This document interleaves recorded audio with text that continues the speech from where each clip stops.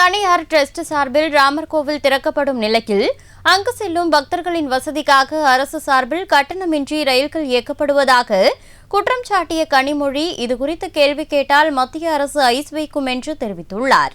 தனியார் டிரஸ்ட் திறக்கக்கூடிய கோயிலுக்கு அரசு ரயில்கள் எல்லாம் ஃப்ரீயா விட்டுட்டு இருக்காங்க. இதெல்லாம் நம்ம கேள்வி கேட்கக்கூடாது. கேள்வி கேட்டால் நமக்கு ஐஸ் வைப்பாங்க.